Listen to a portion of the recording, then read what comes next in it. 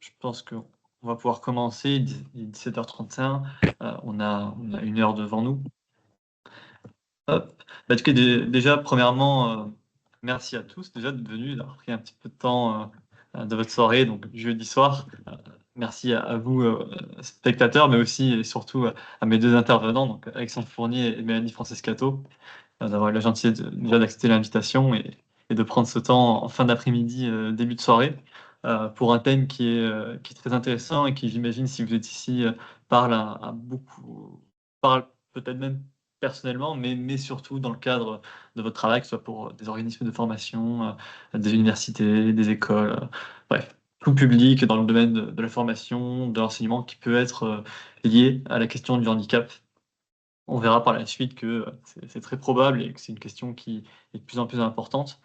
Donc, l'idée de ce webinaire, c'est de montrer donc, à travers, le numérique, heu et ses outils, comment on peut contribuer à une meilleure inclusion, des personnes en situation de handicap, qu'ils soient étudiants, apprenants.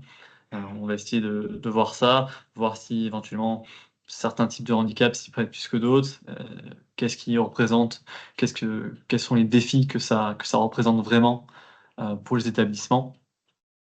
Donc voilà l'idée donc, de ce webinaire. Il va s'articuler en 6 parties, grosso modo. Une première partie où on va se présenter, que ce soit moi, mais aussi Alexandre Fournier et Mélanie Francescato. Ensuite, je décrirai un petit peu le contexte un peu plus en profondeur, le contexte du handicap dans le milieu, à la fois du numérique, mais aussi de l'enseignement. J'apporterai, quelques statistiques notamment qui pourront, animer le débat. Ensuite, on aura un témoignage donc, de l'université de Bourgogne par l'intermédiaire d'Alexandre Fournier, donc sur le numérique au service, du handicap et un deuxième retour d'expérience ensuite de manière plus générale, sur, comment le handicap, est appréhendé par, Icademy, notamment, par rapport au distanciel. C'est une chose d'être au numérique, d'être dans le numérique et d'utiliser des outils numériques. C'est une autre chose de faire ça à distance avec ses étudiants. Donc ce sera très intéressant d'avoir le retour d'expérience, d'Icademy à ce sujet et ensuite on pourra finir par un échange de bonnes pratiques et enfin des questions-réponses, qui pourront, conclure ce débat. Bien sûr, en tant que participant, vous pouvez poser des questions, pendant le live et pas forcément attendre la fin. L'idée, c'est que ce soit interactif et que ce soit pas trop un exposé, donc surtout, n'hésitez pas. On va commencer de ce pas par la présentation les présentations. Je vais commencer, par moi-même. Donc moi, je suis Ayrton de Amorim Freitas, j'ai 24 ans et je travaille pour Evalio en tant que commercial. Donc mon rôle, c'est d'accompagner donc, les organismes de formation, les universités, les écoles, dans leurs examens, en ligne et à distance. Et aussi sur la question du handicap puisque je suis détenteur du label Handi Management qui est une formation, dispensée par, Compagnie Eros, qui se veut être l'école du sens au travail, donc qui font des, heu, des formations dans plusieurs domaines et moi j'ai fait celle, du handicap.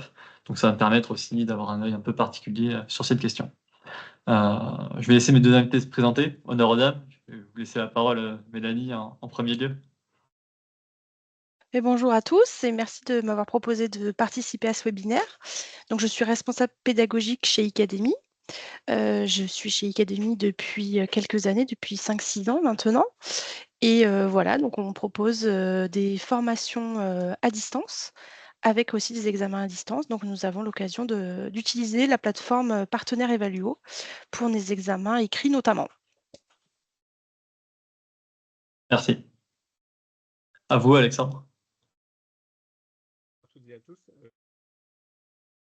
Rapide. Donc Alexandre Fournier, je suis responsable adjoint du service pédagogie numérique et ressources de l'Université de Bourgogne et ancien visiteur du numérique pendant 8 ans jusqu'en mars dernier. Et bon, les éléments que je présenterai, ça tient aux deux parties, le côté vice-président et le côté responsable d'un service dédié à la pédagogie numérique. OK. Merci pour votre retour. On me signale qu'on vous entend pas forcément, très, très bien, au niveau de l'audio.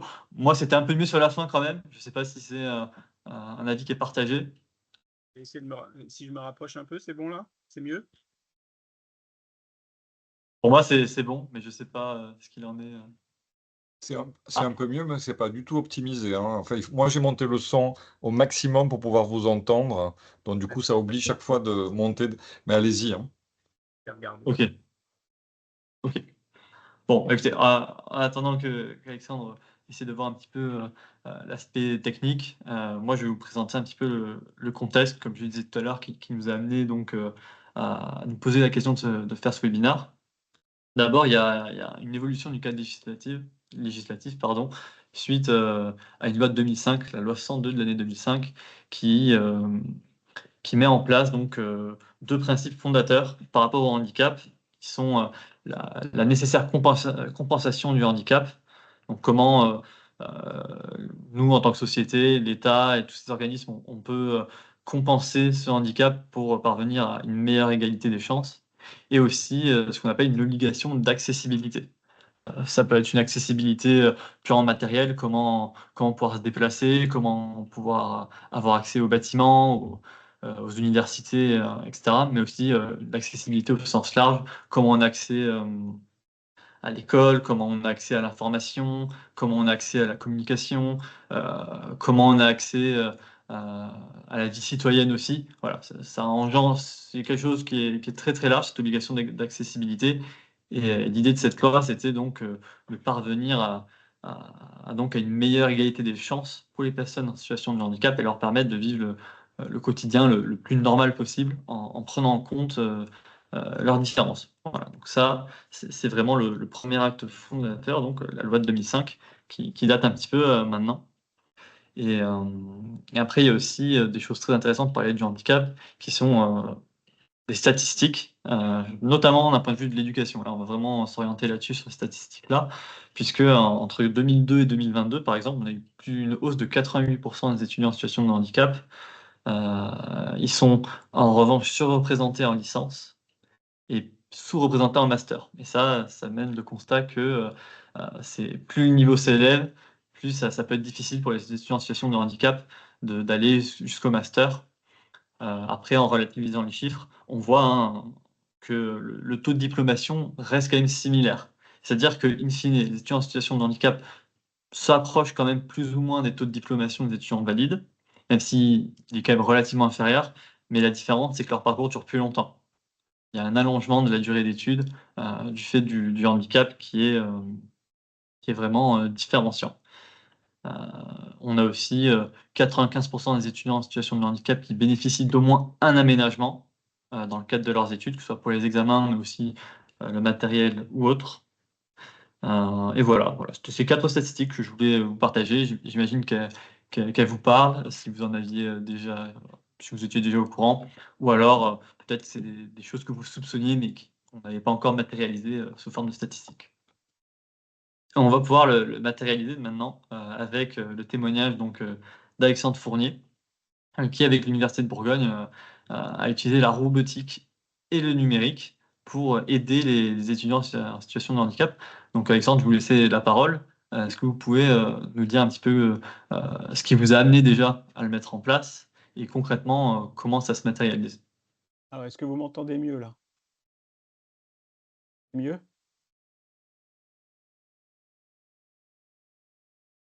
Alors C'est bon? oui, oui. Oui? D'accord, bon. Je vais utiliser mon micro alors du coup, mon casque. Très bien. Alors effectivement, je vais prendre des exemples très précis de ce qui a été mis en place à l'université, de Bourgogne. La première, alors il y a 3, je vais citer trois éléments distincts. Le premier élément, c'est l'acquisition d'une licence bureautique, dont je ne dirai pas le nom, avec un certain nombre d'outils, d'inclusion, liés à cette licence, avec, des tentatives de communication sur ces outils à disposition des étudiants en situation de handicap, de maladie, et cetera. Donc ça, c'est le premier point, c'est une licence acquise, pour les étudiants, la totalité des étudiants, mais avec un prisme, inclusion assez poussé, notamment au niveau de la communication. Le second point qui va être que je vais un peu plus détailler, c'est effectivement la robotique de téléprésence. Alors je ne sais pas si vous connaissez, je ne sais pas si vous avez déjà entendu parler. C'est des petits robots, les robots qu'on appelle les robots BIM, BEAM, c'est une société qui s'appelle Awabot qui a mis en place ce type de petits robots en production industrielle. Donc des petits robots qui... Alors il y a plusieurs tailles, hein, plusieurs formats de robots. Donc c'est des robots sur pied avec un écran carré qui permet aux étudiants de chez eux d'être comme dans une vidéoconférence, mais avec un prisme vidéo et audio très poussé. C'est-à-dire qu'il y a une très grande qualité audio et une très grande qualité vidéo. Et donc le principe, c'est des petits robots qu'on va utiliser spécifiquement pour les étudiants en situation de handicap ou de maladie.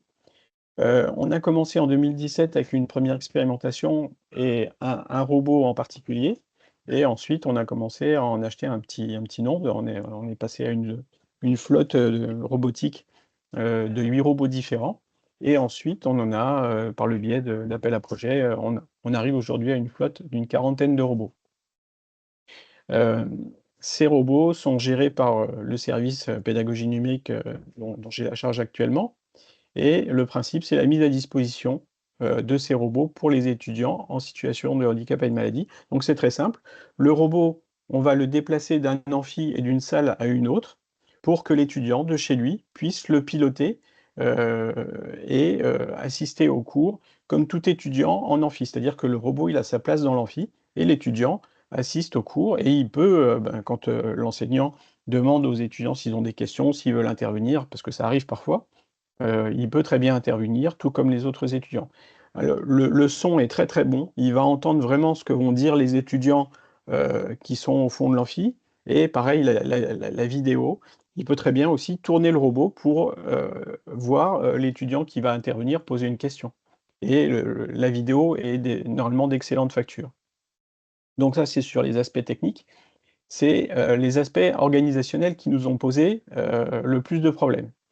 Donc moi, je dirige un petit service d'une 15aine de personnes dédiées à la pédagogie numérique, à l'audiovisuel, l'accompagnement des enseignants sur l'utilisation des outils numériques, la création de capsules, enfin vraiment de la pédagogie numérique au sens large.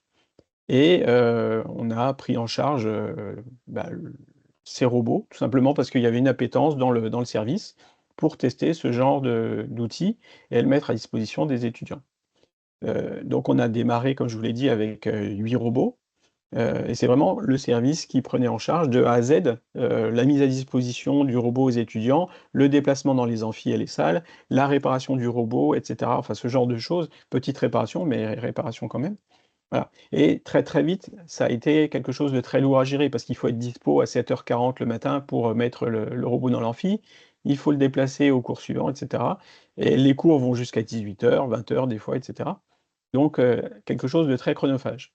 Et maintenant, maintenant qu'on a une flotte robotique de 40 robots, qu'on a déployés sur les 6 campus de l'université, hein, donc les sites territoriaux en bénéficient également, on a travaillé avec la mission handicap et avec le service de santé étudiante.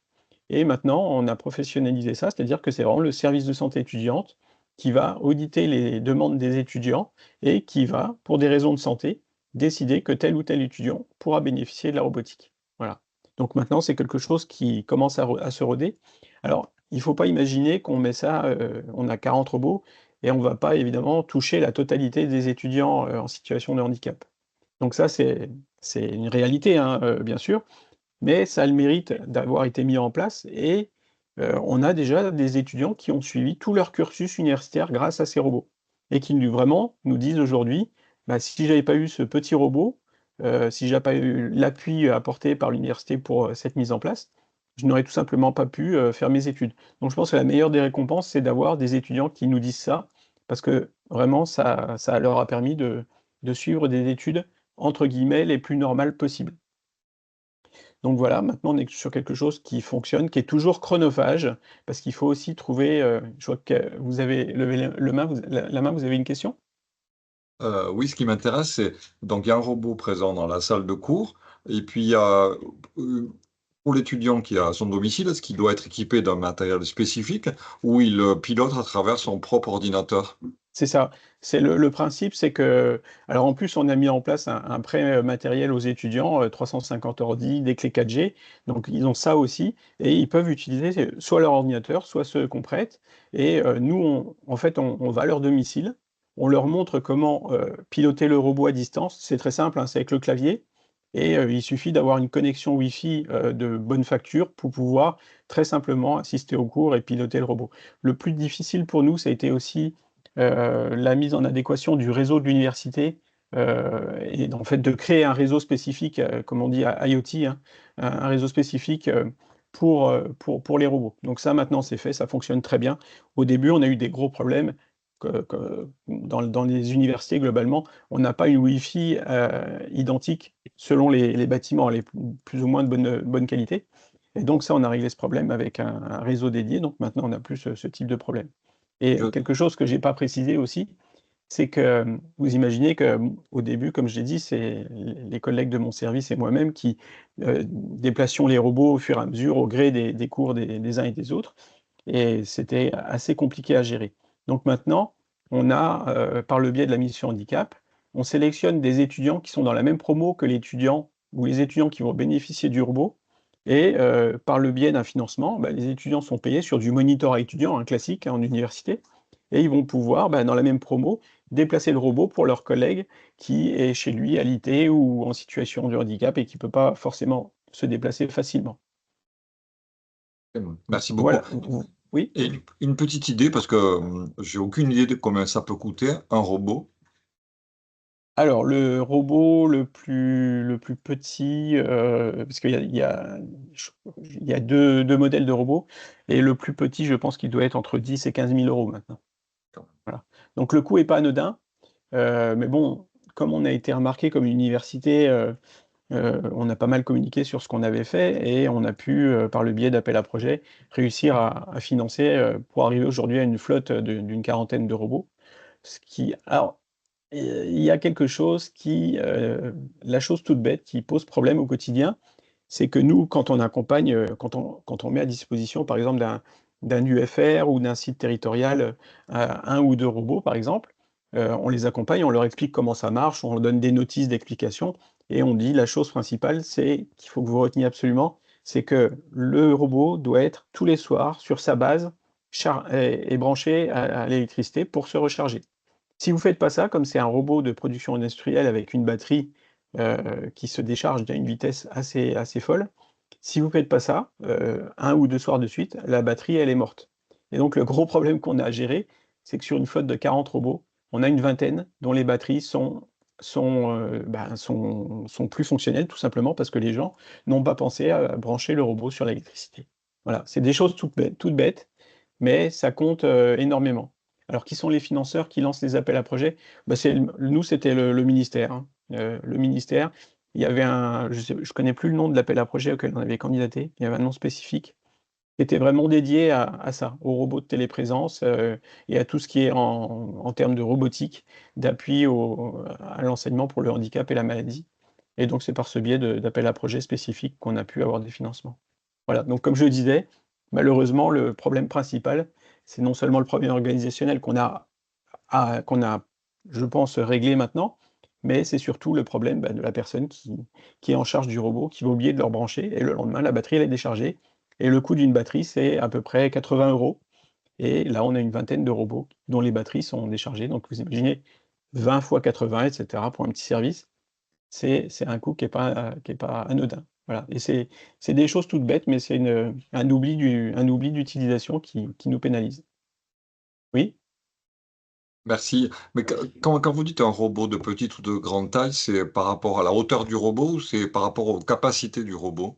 Ah non, là, quand je dis oui, c'est la hauteur. Je sais pas, D'accord. il doit faire 1 mètre, il m'arrive à peu près là, il doit faire 1 m 30, quelque chose comme ça à peu près. OK. Mais OK.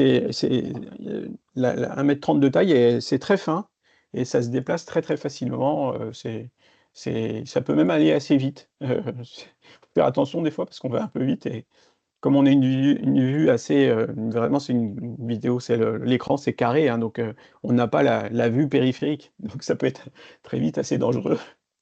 En fait, le robot, c'est une caméra qui filme, hein, et qui C'est tout. enregistre. Ah non, Ouais, elle c'est n'enregistre pas. Ça, c'est un élément qui est très important. ah d'accord, OK. On a des enseignants, quand ils ont vu débarquer le robot au Ah début, la oui. première crainte, c'est: «Mais est-ce que ça va enregistrer mon cours?» Non, rassurez-vous, c'est uniquement le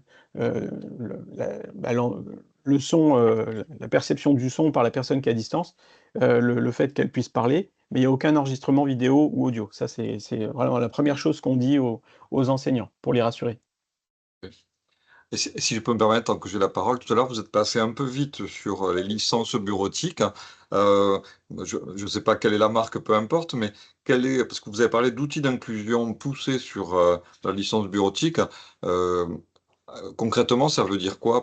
C'est quoi le bienfait? Parce que nous, par exemple, nos étudiants, on leur donne Office 365 pour 2 ans ou pour un an, peu importe, en fonction de la formation. Donc, ça veut dire qu'il y a des outils, par exemple pour Teams ou autres, des outils complémentaires qui permettent à ceux qui ont des troubles de la vision ou des troubles de l'audition. Exactement. Ah, d'accord, ok. C'est ça, et on les connaît pas forcément, mais alors, il y a quelques années, ils avaient fait un certain nombre d'innovations à ce niveau-là. Je sais pas où ils en sont aujourd'hui, mais à l'époque, nous, on avait beaucoup communiqué sur ça pour montrer que ce type de licence, il était pour tous les étudiants entre guillemets, c'est-à-dire y compris les étudiants en situation de handicap ou de Ok. maladie, par exemple. Voilà. Et j'ai vu une question passer, est-ce qu'on peut être plusieurs sur le même robot? Alors non, c'est un robot par personne. Ah, ça, c'est C'est dommage. c'est dommage, mais hem, c'est voilà, c'est le robot, c'est comme une personne et il va vraiment personnifier l'étudiant qui est chez lui dans l'amphi. C'est-à-dire qu'au fur et à mesure du temps, les étudiants qui sont dans l'amphi vont reconnaître, bah, le robot comme, personnifiant, tel ou tel étudiant de la même promo. Ok, très bien. Voilà. Bah, Et écoutez, juste, je me permets, merci d'avoir parlé de ce point-là qui est très important. Moi, j'ai une question au niveau, est-ce que vous pensez que ce système de robots, même de outils numériques au sens large, est-ce que c'est déployable facilement? Ou est-ce que vous avez pu le faire parce que l'université, c'est un cadre très spécifique, ou vous pensez que demain, une école de commerce, un organisme de formation, une école d'ingénieurs pourrait le déployer comme vous, avec les mêmes résultats? je pense que plus l'école est petite, plus c'est facile, de le déployer. Nous, on est sur une université de taille moyenne avec 35 000 étudiants, 6 sites territoriaux, dont un à Dijon, 30 000 étudiants. Et donc effectivement, quand on a 40 robots, on va pas toucher la totalité des étudiants en situation. On évalue à peu près à 600 étudiants, je crois, en situation de handicap ou de maladie. Donc évidemment, on va pas toucher tout le monde. Ça, c'est quelque chose qu'on savait dès le début. Mais ça a le mérite d'avoir été mis en place et d'un point de vue qualitatif, les étudiants qui en ont bénéficié ont vraiment été ravis et oui, pour certains, ils n'auraient pas pu faire d'études s'ils n'avaient pas eu ça. Donc effectivement, c'est quelque chose qui est intéressant et effectivement, plus l'école est par exemple, nous, on prête des robots sur nos sites territoriaux. C'est des sites de taille, plus enfin, en gros, entre 500 et 1000 étudiants et c'est vrai que pour eux, c'est peut-être plus facile de mettre en place parce qu'il y a des personnes qui sont très volontaires, des étudiants qui sont très volontaires. Ils ont un nombre d'étudiants en situation de handicap qui est moindre que sur, l'université où on a Dijon, où on a 30 000 étudiants et donc effectivement, ça fonctionne très, très bien. Ok, Mais excellent. tout est affaire de volonté principalement, hein. C'est voilà, c'est parce que nous, on a été un service qui était très appétant là-dessus, qu'on a voulu le mettre en place. On s'est un peu prêté au jeu, même si ça n'a pas été toujours facile, mais maintenant c'est quelque chose qui est mis en place et reconnu. Ok, super. Moi, j'ai juste une petite question qui nous intéresse, nous, en tant qu'Evalio. Est-ce que vous pensez qu'un outil robotique comme ça peut bien se marier euh, avec, avec notre solution? Est-ce que finalement, grâce à ça, par exemple, un étudiant, il pourrait passer son examen en même temps que ses camarades qui, eux, sont en présentiel dans l'amphi, et entendre finalement les mêmes consignes des surveillants que ses camarades en amphi? Alors ça, c'est un autre point effectivement. Très récemment, c'était ces dernières semaines et on a encore travaillé avec les collègues aujourd'hui, on a été missionné par le pôle de formation et vie universitaire, donc la mission handicap, pour, évaluer, des outils qui permettent de passer des examens à distance. Quand je dis passer des examens à distance, c'est pas seulement être en visio et taper sur son clavier. C'est pouvoir, bénéficier d'un outil qui va pouvoir permettre, de, bah, d'être comme les autres étudiants en amphi, avec les mêmes règles pour celui qui est en amphi ou celui qui est chez lui.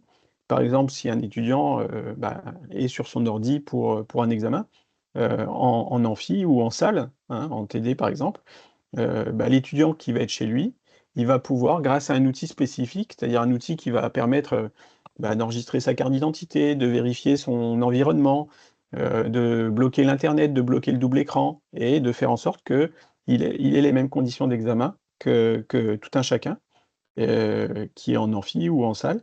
Donc ça, effectivement, actuellement, on a testé 2 outils, heu et avant la fin de semaine, on fait le retour technique d'évaluation de ces 2 outils à la mission handicap, qui dispose d'un budget, dédié, hein, à peu près, une quarantaine de mille euros, je pense, dédié à ça, hein, c'est-à-dire à choisir un outil pour que l'année prochaine, les étudiants en situation de handicap puissent utiliser, cet outil pour passer leurs examens de chez eux.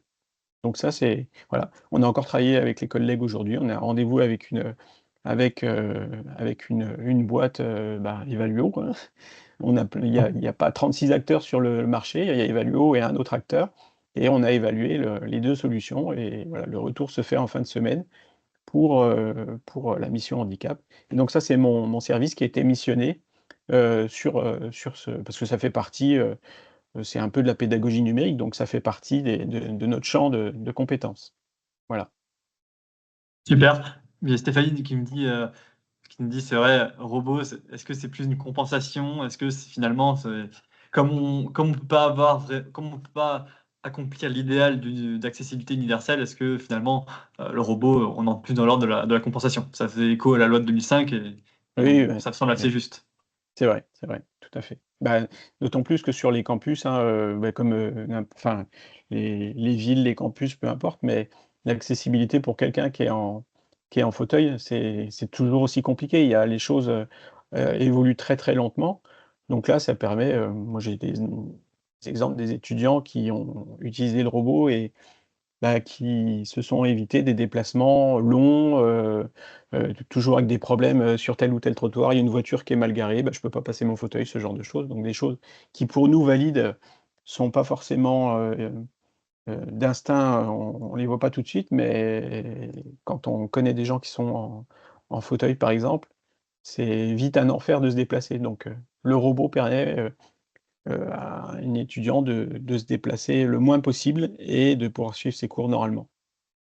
OK, très bien. Là, on a beaucoup parlé des handicaps moteurs. Est-ce qu'il Oui, y a eu aussi des solutions pour, des handicaps peut-être qui sont non moteurs? Sachant que ça fait partie du plus gros du handicap, hein, même s'il est invisible, c'est vrai, c'est vrai. souvent, Le handicap invisible, c'est celui qui est le plus dur à combattre parce il se voit pas et on n'a pas forcément on se rend pas compte forcément que telle ou telle personne est victime de ce type de handicap. Alors, qu'est-ce qu'on a mis en place? Alors après, je sors un peu de mon champ de compétences numériques, mais je sais qu'il y a beaucoup d'accompagnement, des étudiants, qui ont des problèmes, de dyslexie ou ce genre de choses, qui peuvent bénéficier, d'appui au moment des examens notamment ou de la prise de notes, effectivement, on a pas mal de personnes qui sont accompagnées au niveau de la prise de notes. Voilà, c'est des choses qui je pense sont mises en place dans tous les établissements, hein. Je sais que ça l'est à l'université de Bourgogne, mais je pense que c'est dans tous les établissements. OK, et ils sont accompagnés par, des pairs, des tuteurs? Parce qu'il me semble que les AESH, c'est plutôt réservé au secondaire jusqu'à l'adolescence et beaucoup moins à l'université, donc ça doit être du tutorat, j'imagine? Oui, oui, c'est ça, c'est du Ouais. tutorat. Ouais, OK, excellent. Bah, voilà. écoutez, ça c'est vraiment très bien, très enrichissant, surtout l'aspect robotique est quand même, un peu méconnu. Mmh. Avant de passer sur, l'analyse du cas concrète avec Icademy et avec Mélanie. J'aimerais bien avoir votre ressenti, vous, Mélanie, sur ce qui vient d'être dit, sur les outils numériques aussi. Est-ce que ça va dans le même sens de votre démarche à vous, Icademy? Et est-ce que vous aussi, parfois, vous avez pu essayer certains outils, faire certaines expérimentations? Alors, on est dans une configuration complètement différente. Là, Monsieur Fournier parlait beaucoup d'université, d'amphithéâtre, etc., avec beaucoup de participants, avec des salles pleines. Nous, on est sur un centre de formation avec des écoles en présentiel, mais on est aussi leader sur la formation à distance. Donc, c'est pas les notions, en fait, sont pas du tout prises en compte de la même manière. Est présente aussi à ce webinaire ma directrice Virginie, qui pourra aussi compléter mes propos pour des notions Volontiers. complémentaires si besoin. Mais voilà, on n'est pas du tout dans la même configuration avec autant d'outils. Enfin, je trouve ça super, en fait. Les robots que vous avez mis en place, si toutes les universités pouvaient s'inspirer en fait de votre modèle, ce serait vraiment, ce serait super, quoi. Voilà, donc nous, on n'est vraiment pas du tout dans ce contexte-là. On est beaucoup plus, en fait, voilà, axé sur la formation à distance.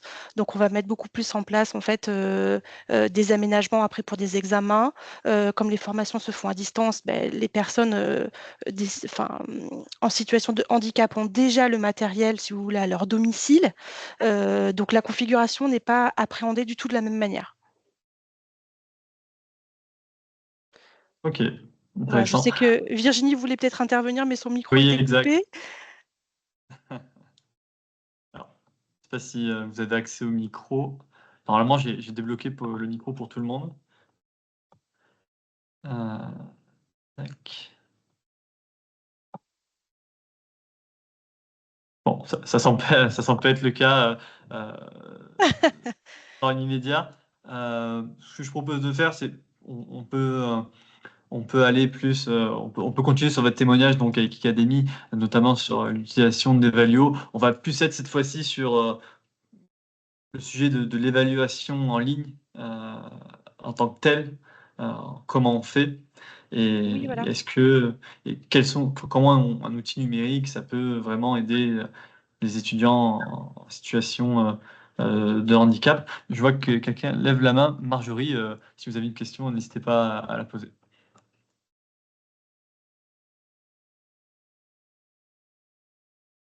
Je ne sais pas si vous Alors, m'avez on vous entendu. entend pas. Ouais, je vois Le que... micro est coupé aussi. Impossible.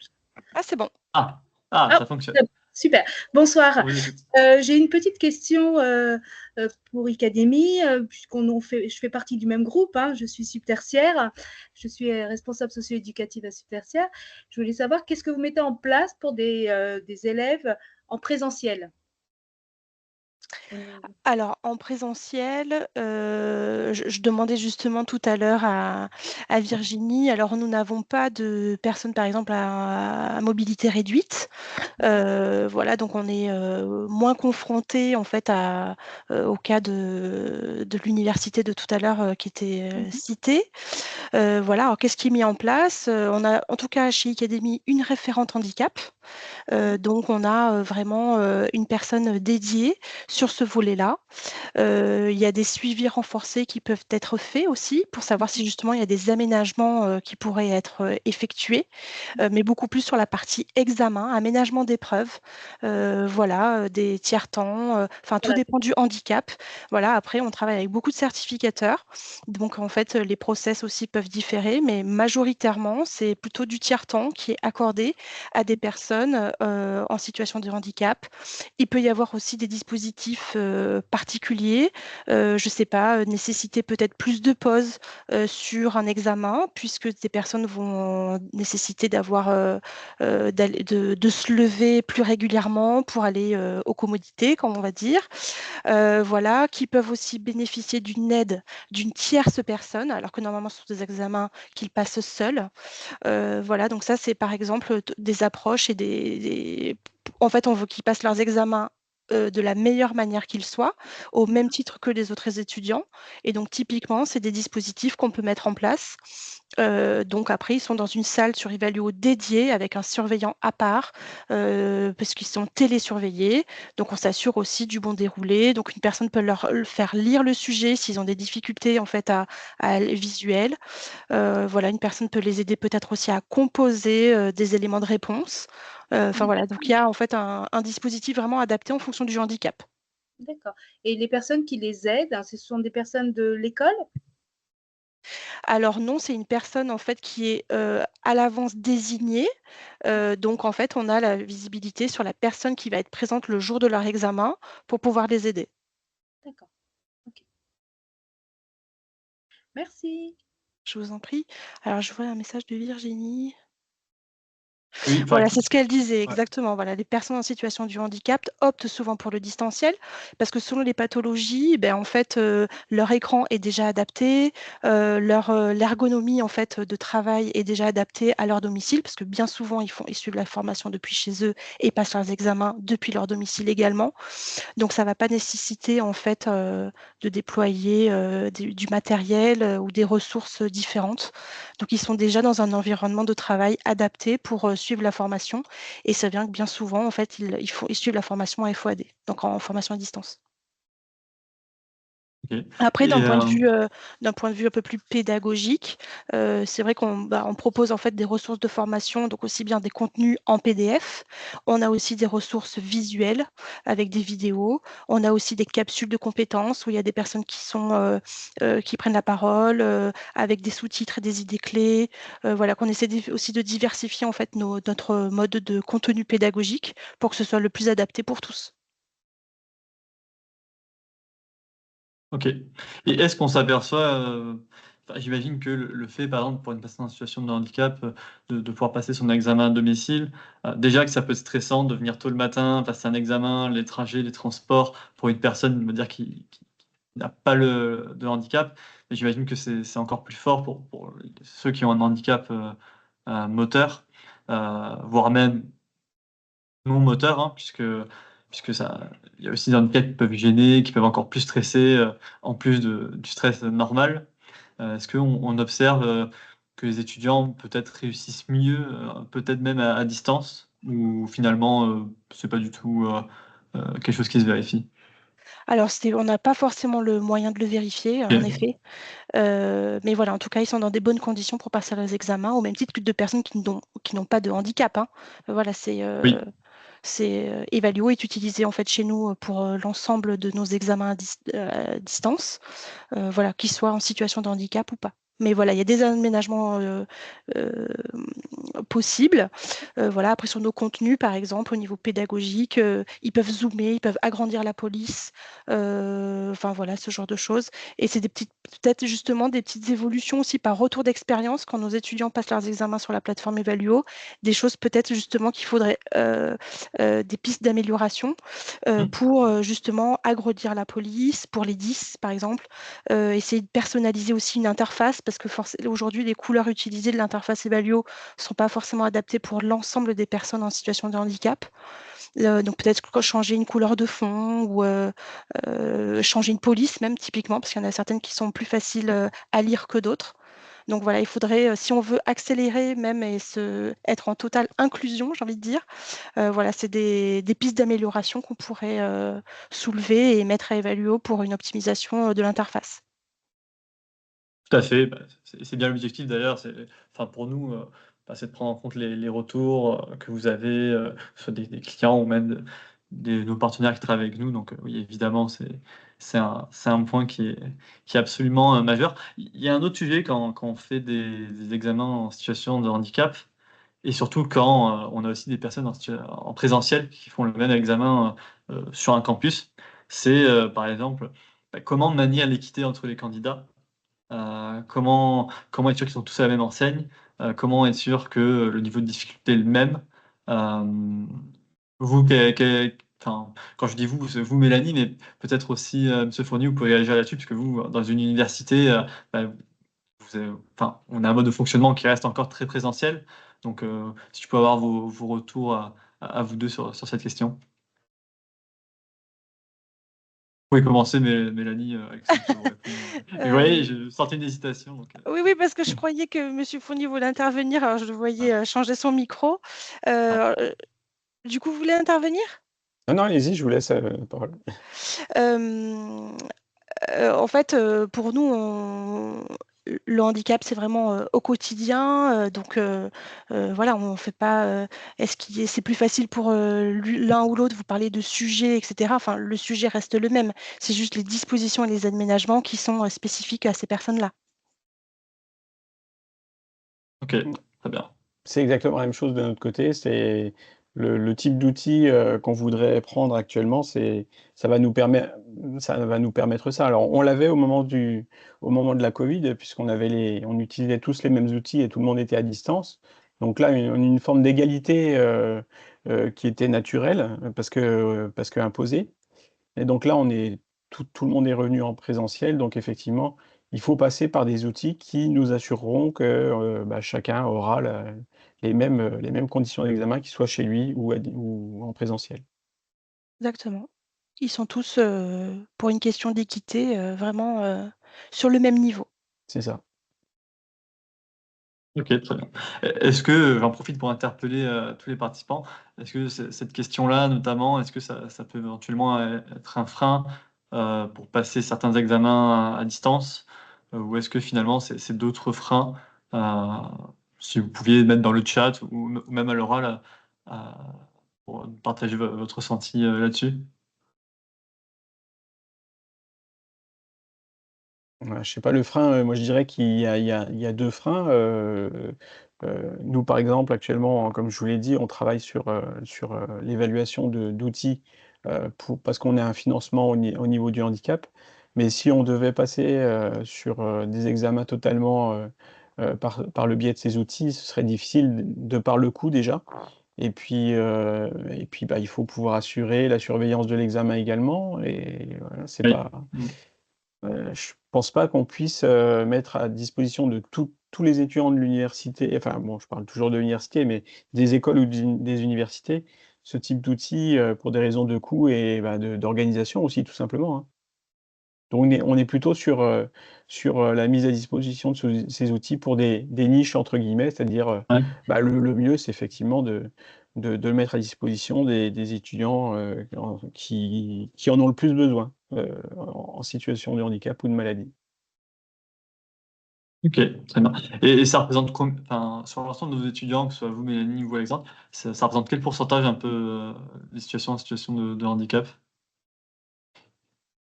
Alors nous, on n'en a pas beaucoup, ça peut arriver. Après, Grossièrement, hein, je pense. alors en fait, il faut aussi distinguer des personnes, qui ont, en fait, une situation particulière et qui se dévoilent, en fait, si vous voulez aussi et qui, veuillent bien aussi, divulguer, ce critère, personnel. Et il y a d'autres personnes, en fait, qui le sont, mais qui ne souhaitent pas en parler et ne souhaitent pas bénéficier d'aménagements particuliers parce qu'ils sont un peu sur la réserve. Ils ne veulent pas avoir un traitement particulier ou un traitement de faveur. Je mets ça entre guillemets, mais voilà, ils sont. Donc des fois, nous, on peut percevoir quelque chose au détour d'un rendez-vous de suivi pédagogique, voilà, où il a passé un premier examen. On a un retour en nous disant peut-être que cette personne a-t-elle une situation particulière. On va dire ben non, pas notre connaissance. Et bon, après, cette personne peut-être ne va volontairement pas nous révéler cet aspect qui est voilà, d'ordre vraiment personnel. Donc voilà, en tout cas, quand on le sait, on fait vraiment tout ce qu'il faut pour les mettre en confiance et pour en fait les inclure et voilà, leur faire passer leurs examens pour une question d'équité comme tout le monde. Voilà, donc c'est vraiment pour nous, en fait, Evaluo, voilà, ils sont, vous parlez tout à l'heure de prévoir la surveillance, donc c'est directement Evaluo qui procède à la télésurveillance, les surveillants d'Evaluo, qui ensuite, après, les étudiants passent leurs examens, donc simultanément.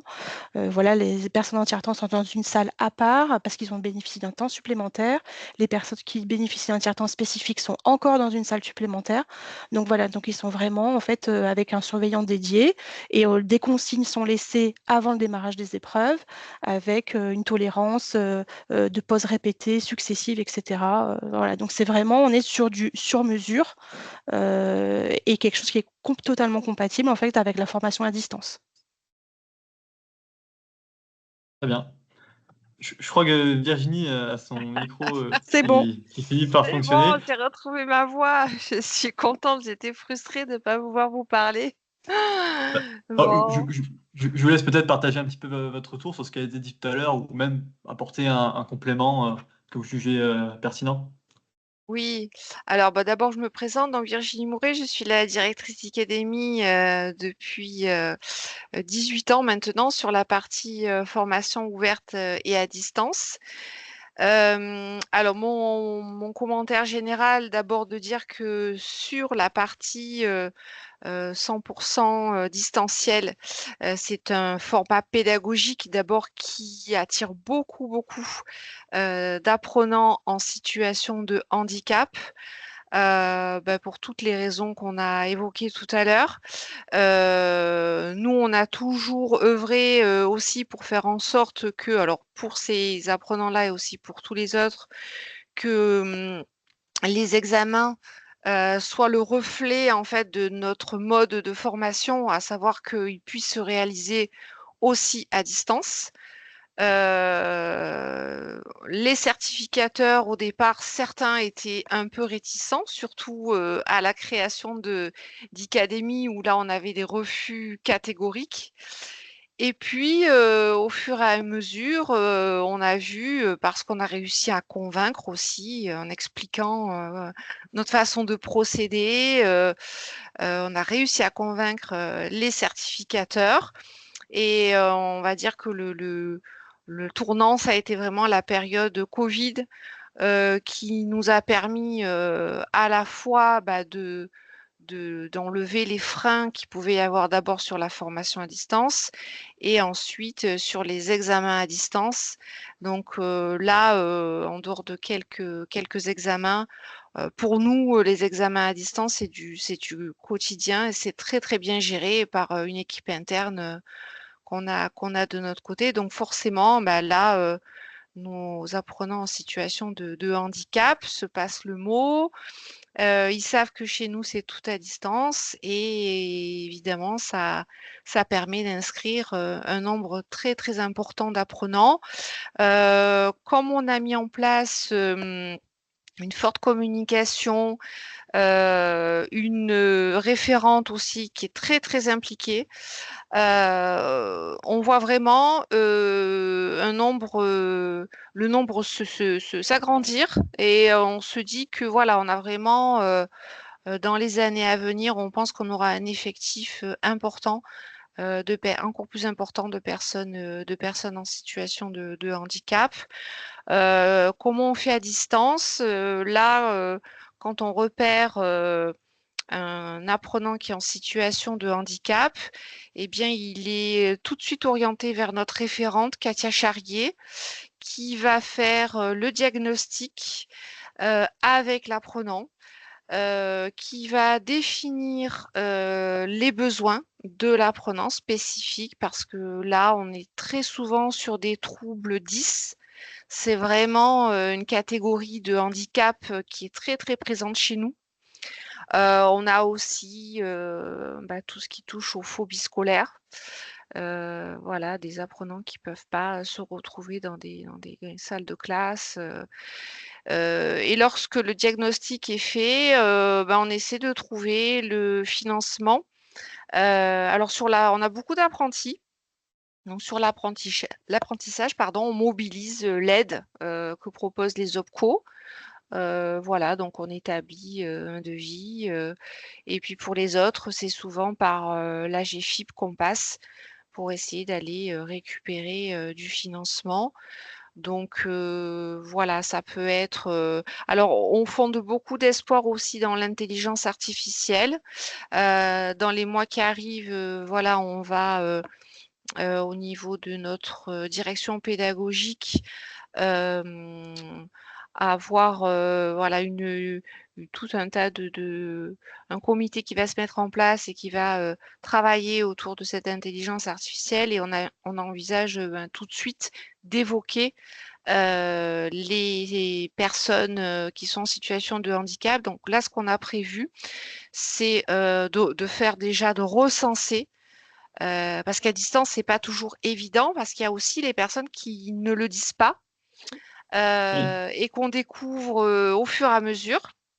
parce que, pour toutes les raisons, parce qu'ils n'ont pas de besoin d'accompagnement particulier. Certains ne veulent pas le dire. Donc nous, notre rôle aussi, aujourd'hui même, voilà, j'ai reçu de la part de la GFIP une aide au financement. Et en fait, c'est pour un apprenant qui ne s'est pas du tout signalé en situation de handicap. Voilà, parce qu'il a peut-être pas de besoin, mais quand même, voilà, on va se rapprocher de lui pour faire en sorte de voir si il a connaissance aussi de ce qu'on peut lui mettre à disposition. Donc, ce qu'on fait, on propose aussi à distance du tutorat renforcé. Donc, pour nos apprenants à distance, on a un certain nombre de séances de tutorat, ce qu'on appelle nous synchrone, c'est-à-dire en direct avec les tuteurs. Et sur ces personnes-là, bien souvent, il y a besoin d'un accompagnement plus poussé. Donc, on met en place des séances de tutorat pour eux spécifiquement, pour renforcer et leur permettre voilà, d'être plus à l'aise dans leur parcours d'apprentissage. Voilà, après, il y a tout un tas de logiciels aussi qu'on met en place pour eux. Alors, je sais qu'il y a, on a entendu parler, ça c'est quelque chose qu'on va mettre en place. C'est un logiciel qui permet, pour un apprenant qui regarde une vidéo, d'avoir tout de suite le texte de ce qui se dit à l'oral, qui est écrit sur une page à côté. Donc voilà, ça facilite la vidéo qui est parfois un peu longue pour certains apprenants en situation de handicap. Voilà, nous, on s'est engagé dans une démarche de progrès auprès de l'AGFIP. Donc, on a mis en place un comité au sein d'Icademy et on va se réunir, on va s'engager on va signer une charte avec l'AGFIP et on va s'engager sur 2 points d'amélioration par rapport à l'accessibilité de notre offre de formation. Donc là, on fait déjà un premier diagnostic et notre objectif, c'est vraiment aussi d'améliorer notre communication autour de ce sujet-là, parce qu'on s'aperçoit qu'en interne, on n'a même pas tous le même niveau d'information, ou on n'a pas les informations du tout. Donc voilà, c'est vraiment quelque chose. Et puis ponctuellement, on met en place des événements dans les sites. On avait mis en place des événements pour les personnes atteintes de trisomie, 2021, les chaussettes, 7. voilà, les pareillés. Voilà, ce sont ces événements-là qu'on met en place quand même dans les campus d'accueil en présentiel notamment. Ok, très bien. Ce qui est bien avec vous, c'est que j'ai même pas eu besoin de faire la transition vers les bonnes pratiques, puisque vous l'avez fait de manière assez naturelle. Vous m'avez un peu avancé, je me suis permis d'avancer le diapo. Vous avez évoqué plusieurs choses, notamment le fait de pouvoir détecter le handicap, même si certains élèves ne veulent pas le dire. Bon, c'est quand même bien pour l'université de comprendre, enfin, l'université pour une école, pour un organisme de formation, de comprendre un petit peu quelle est sa population, quel est ses besoins. Donc, le rôle du référent accessibilité est très important. On a aussi évoqué lors de ce webinaire donc, ce qui va être du tutorat. Ça, c'est plus notamment à l'Université de Bourgogne, le fait, ne serait-ce que de pouvoir transporter ce robot hein, qu'on peut voir en photo ici, qui fait 1 mètre, 1m30, 1m40, 1m50, allez, je vais dire ça. Donc voilà, il faut quand même 1m35. transporter. 1,35, bon. ok. Ouais, pour le petit modèle, hein, il y a un grand modèle qui est plus grand. Ok. Donc voilà, ça c'est vraiment intéressant aussi et ça permet aussi de créer une solidarité avec les autres étudiants qui, eux, n'ont pas de handicap. Ça leur permet aussi à eux de mieux comprendre le handicap, comment ça fonctionne. Et après, quand ils seront diplômés ou autres, peut-être de devenir ensuite des ambassadeurs de la cause du handicap en interne, dans leurs entreprises. Donc ça, c'est vraiment très important. Moi, il y avait une autre bonne pratique que je voulais mettre en avant, c'était celle de la formation. Est-ce que ça peut être un enjeu de former son personnel? Et là, ça vaut pour tout le monde, hein, ça vaut pour les universités, ça vaut pour les écoles, ça vaut pour les organismes de formation, de former son personnel. Moi, je Bien sais que je sûr. l'ai fait en tant qu'étudiant, ça m'a beaucoup aidé.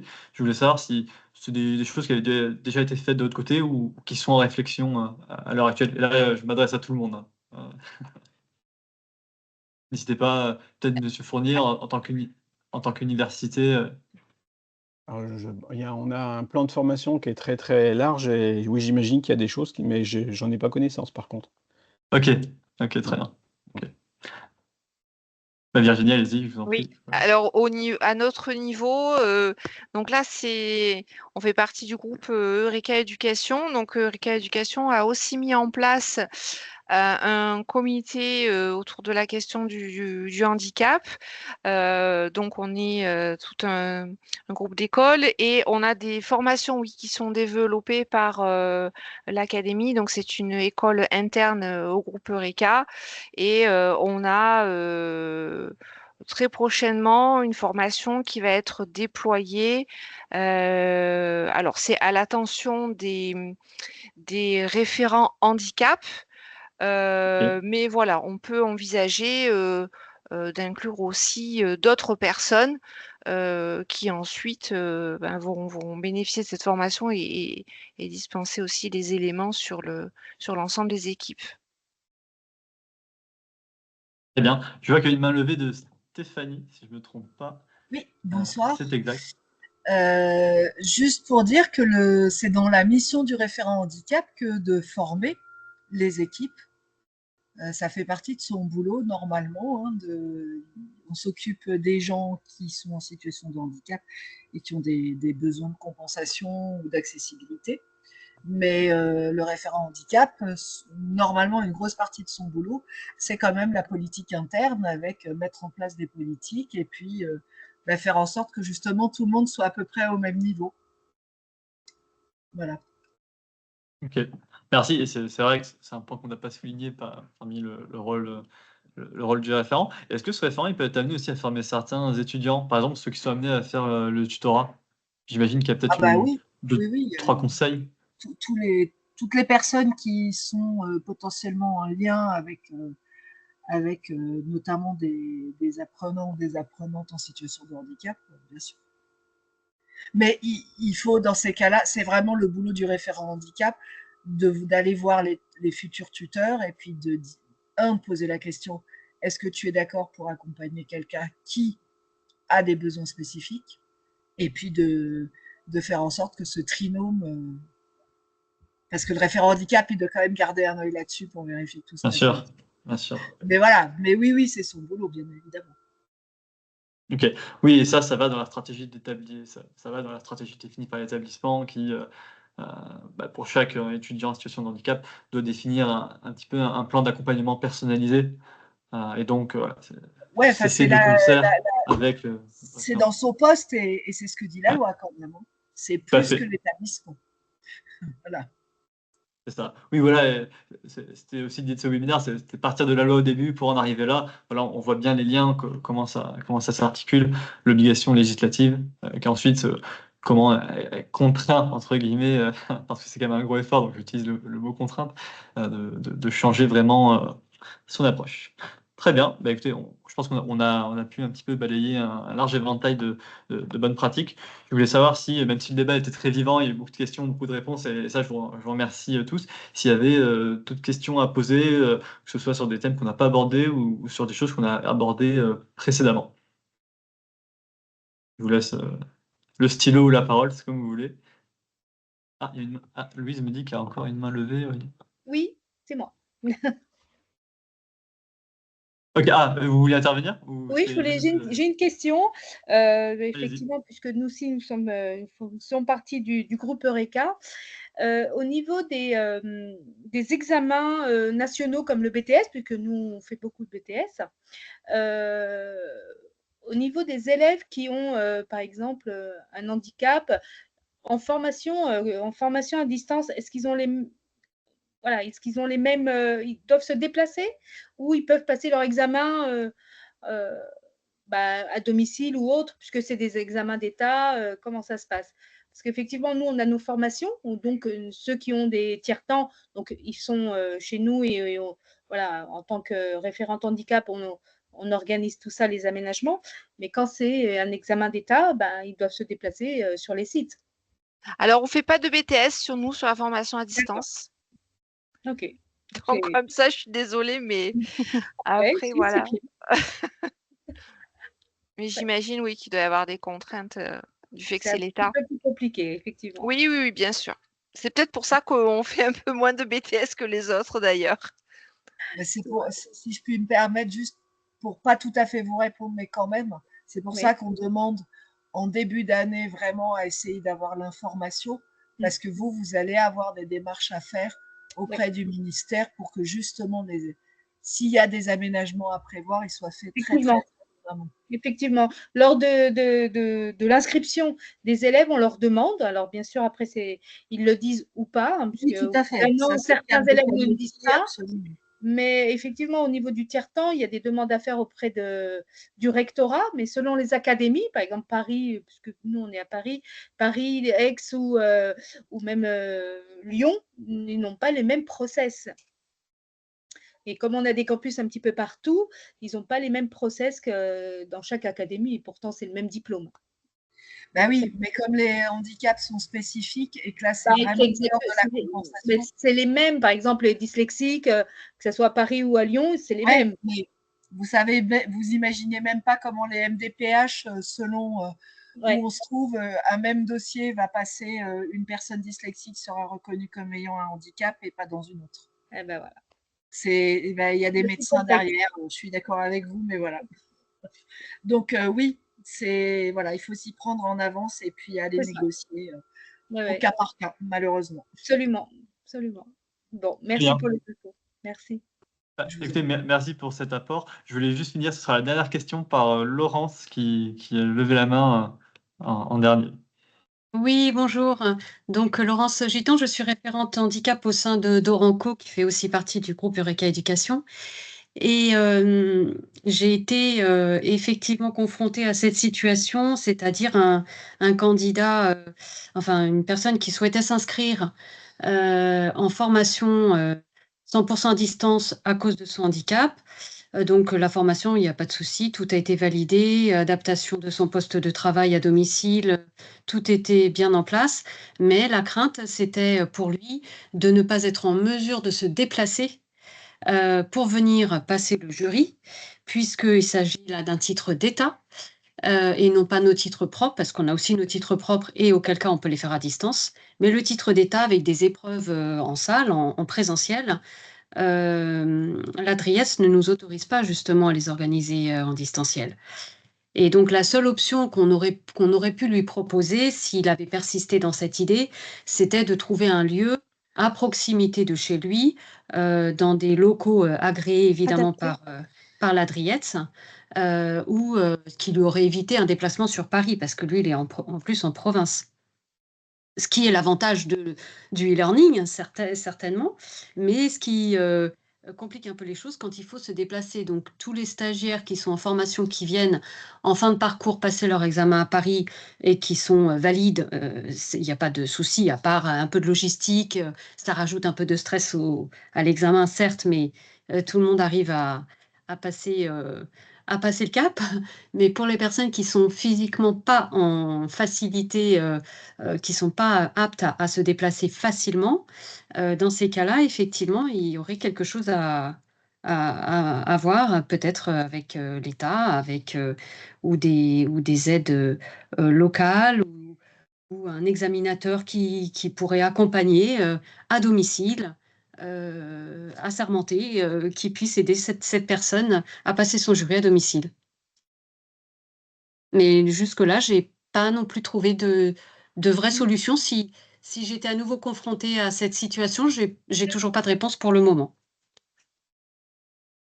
Alors je sais pas si parmi vous, des personnes ont déjà été confrontées à ça ou bien en ont déjà entendu parler, mais c'est vrai que c'est un peu dommage parce que du coup, cette personne qui avait commencé à s'engager dans cette formation a préféré y renoncer parce que pas sûr d'aller jusqu'au bout et pas sûr de pouvoir passer le diplôme, quoi, dans des bonnes conditions. Parce que vraiment, physiquement, c'était pas envisageable. Okay. Je rebondis là-dessus, c'est vraiment très intéressant et ça montre aussi à quel point le handicap peut venir s'ajouter à une fracture territoriale entre les différents endroits. Moi, je sais personnellement, je viens d'une zone aussi assez rurale, assez enclavée, donc je peux comprendre tout à fait. Et d'ailleurs, dans un cadre associatif, j'ai déjà accompagné des élèves qui avaient des handicaps et j'ai pu voir que c'était compliqué là-dessus. C'est vrai que les évaluations en ligne, tous les outils dans ce secteur-là, ça permet véritablement de remettre, si je puis dire, entre guillemets, d'égalité des chances, même si on est loin d'arriver à une méritocratie qui soit vraiment parfaite. Mais ça, c'est vraiment intéressant et c'est pour ça qu'avec Evalio, un des chantiers qui avait été pris, c'était notamment de pouvoir faire des soutenances orales à distance. Donc, on a aussi développé une solution là-dessus pour faire de vraies soutenances dans de bonnes conditions, avec un bon partage des présentations, que ce qui soit vraiment ergonomique. Et c'est aussi voilà, toute la philosophie de pouvoir passer les examens à distance, voilà, aussi pour des étudiants qui ne sont pas dans les grands pôles urbains et qui sont un petit peu isolés. Je pense notamment à certaines choses qui peuvent se faire. Nous, on travaille par exemple avec l'autorité des marchés financiers, enfin avec certains centres de formation qui sont habilités à faire passer la certification de l'autorité des marchés financiers pour avoir accès à un certain nombre de métiers dans le domaine de la finance. Et jusqu'à très très longtemps, on pouvait faire qu'en présentiel, c'était que dans les grandes villes. Ça fait que quand vous habitiez par exemple, je sais pas moi, à Châteauroux, allez, je vais prendre Châteauroux parce que ça représente bien un petit peu une zone assez rurale, vous deviez aller à Bordeaux ou à Paris, et ça pouvait finalement dissuader, décourager certaines personnes de mener à des formations, et donc après de pouvoir avoir accès à de meilleures opportunités professionnelles. Donc l'évaluation à distance, c'est vraiment aussi un excellent outil pour répondre à ce problème-là. Je pense Ah oui, notamment... ça c'est sûr, hein. C'est vrai que c'est la clé. Maintenant, est-ce que ça pourrait s'adapter aussi à tous les titres du ministère pour que justement ça ouvre la porte, pas seulement aux diplômes internes des écoles, même s'ils sont reconnus par l'État, évidemment, hein, ça remet pas en question, mais aussi des titres, je pense au BTS dont on parlait tout à l'heure, pour certaines personnes, peut-être le bac, et en tout cas, ce qui touche nos centres de formation, c'est les titres du ministère auxquels on prépare en formation toute l'année. Ouais. C'est ça. Super. Écoutez, dans ce cas, il va falloir nous aider à faire du lobbying auprès de l'État pour pouvoir passer à distance toutes les formations qui sont d'ordre public. Écoutez, je Ou bien pense adapter que... vos super mini-robots peut-être pour qu'ils peut-être soient aussi. homologués par l'État et qu'on puisse les livrer chez les personnes le jour de l'examen. Très bonne idée. Fanny, que la location de robots pour un examen, il y a peut-être un truc à aller Il y a creuser. quelque chose à développer, voilà, pour permettre justement à ces personnes qui sont un tout petit peu éloignées, et physiquement et géographiquement, de rester. Ils auront suivi la formation toute l'année et ce serait trop bête qu'ils puissent pas passer le diplôme à la fin, quoi. C'est vrai. Absolument. Super. Écoutez, il est 18h38. Je sais que votre temps est précieux à tous et je vous remercie d'être restés aussi nombreux. Je vois qu'on est toujours quasiment autant qu'au début. Donc, ça montre certainement que ce webinaire a pu répondre à certaines interrogations, a pu susciter certaines réflexions. C'était tout l'objectif. J'en profite pour vous remercier déjà à tous les participants, et en particulier Alexandre et Mélanie qui ont pris de leur temps pour vraiment parler davantage donc, de l'Icadémie et de l'Université de Bourgogne. Donc un grand merci à vous. Et de notre côté, on reste disponible, nous, Evalio, pour voir si, admettons, le webinaire d'aujourd'hui a peut-être éveillé votre curiosité ou a peut-être fait que vous avez un peu plus d'éléments maintenant pour essayer de passer des examens en ligne, pour répondre à tous les enjeux qu'on a vus. Voilà, nous, on reste aussi disponible, vous pouvez nous contacter et on pourra vous accompagner au mieux. Voilà Merci pour beaucoup. voilà Merci pour à cette vous. date, hein. Bonne soirée à tous. Merci beaucoup.